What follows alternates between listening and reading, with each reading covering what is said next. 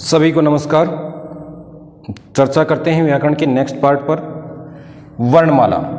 वर्णमाला किसे कहते हैं? वर्णों के व्यवस्थित समूह को, क्रमबद्ध समूह को वर्णमाला कहा जाता है। वर्णों के व्यवस्थित अथवा क्रमबद्ध समूह को वर्णमाला कहते हैं।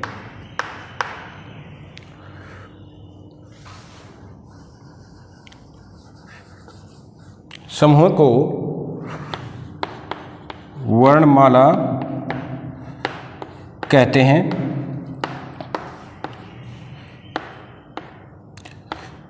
संस्कृत भाषा में 48 सामान्यतः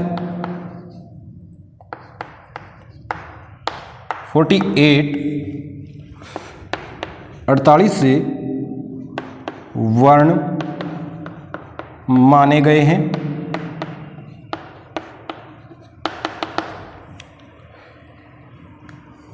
वर्णमाला, वर्णों के व्यवस्थित अथवा क्रमबद्ध समूह को क्या कहा जाता है? वर्णों के व्यवस्थित अथवा क्रमबद्ध समूह को वर्णमाला कहा जाता है। व्यवस्थित अथवा क्रमबद्ध समूह क्या है? जैसे ए के बाद आ, फिर ई के बाद ई, ऊ के बाद ऊ, री के बाद री, लरी, ए, आई, ओ, औ।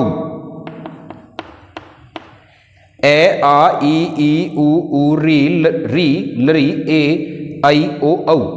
ये क्या है? ये व्यवस्थित समूह है वर्णों का, क्रमबद्ध समूह है। क्रम के जिस क्रम में लगे होने चाहिए उसी क्रम में हैं ये।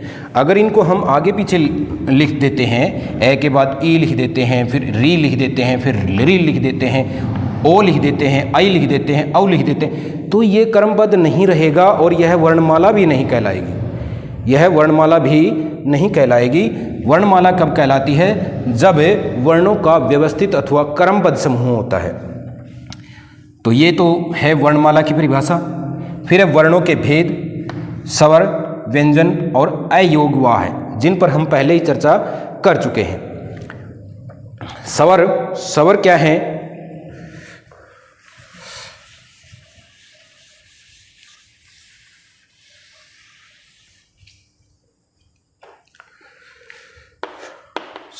स्वर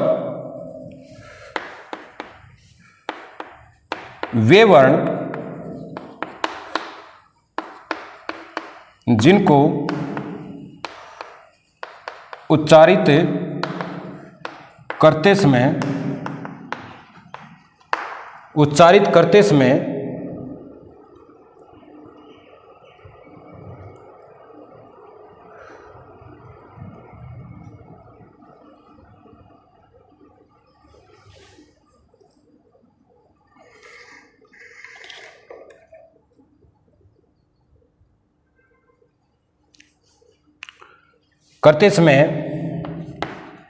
किसी अन्य वर्ण की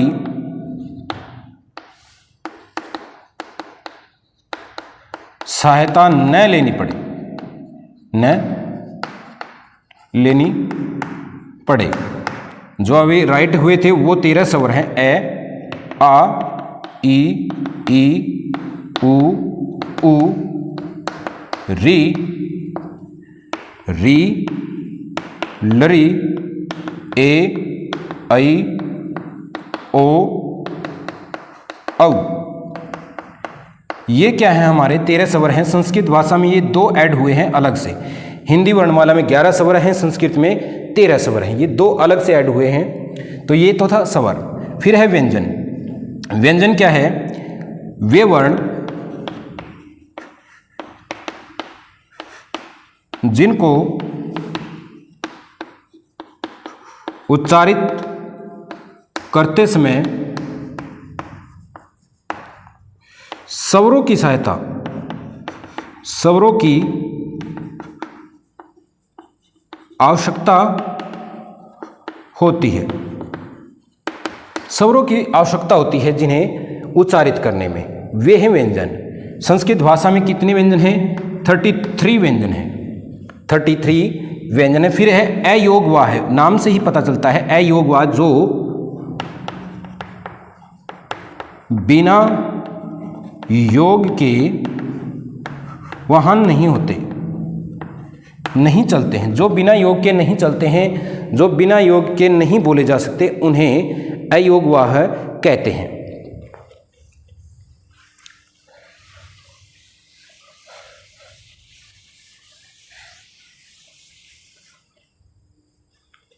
अब वर्णमाला में जो जो स्वर हैं वो लिख देते हैं। स्वर ए, ई, ऊ, री, लरी, ए, आई, ओ, औ।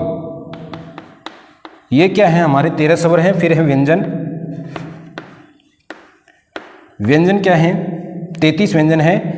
क, ख, ग, घ, ङ, च, छ, ज, झ, ञ, ट, ठ, ड, ढ, ण, त, थ, द, ध, न, प, फ, ब, भ और मैं। ये 25 हैं। ये 25 क्या हैं? स्पर्श व्यंजन है। व्यंजनों में स्पर्श भाग है, एक स्पर्श का पार्ट है, वो ये है स्पर्श व्यंजन। और य, र, ल, व, ये क्या है? अंतस्थ, अंतस्थ व्यंजन। और स है, ये क्या है? ऊष्म पाठ, ऊष्म व्यंजन।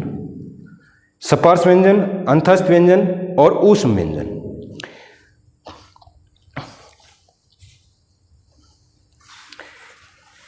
एक संयुक्त पार्ट भी है व्यंजनों में, संयुक्त पार्ट भी है। वो क्या है? दो या दो से अधिक, दो या दो से अधिक व्यंजनों के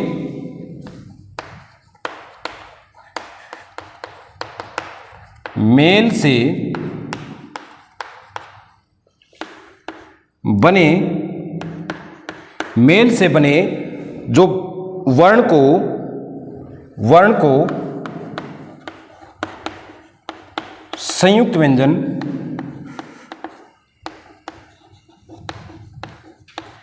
कहते हैं। यथा अक्षय, त्रय, ज्ञ। अक्षय, त्रय, ज्ञ। अक्षय बनता है क और स से, त्रय बनता है तय प्लस र प्लस स्वर और जय प्लस ये ज्ञ बन जाता है। यहाँ स्वर का योग रहेगा सभी में, स्वर। ये हमारा वर्णमाला का पार्ट है, इसी पर चर्चा है। इसको ध्यान से देखें और जो क्वेश्चन आपका बनता है यहाँ से उतार लें, फिर नोटबुक में करें। धन्यवाद।